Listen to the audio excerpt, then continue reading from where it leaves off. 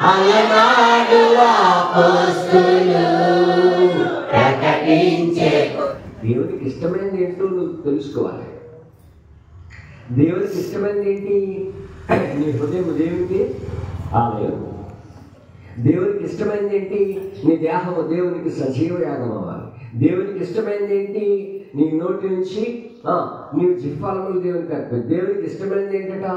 నీ సహోదరునికి, ఇరుగువానికి, పొరుగువానికి సహాయం చేయడం, మేలు చేయడం, ఉపకార ధర్మం చేయ. ఆ మాటలు నీ హృదయాంతరంగాల నుంచి వచ్చేవిగా ఉండాలి.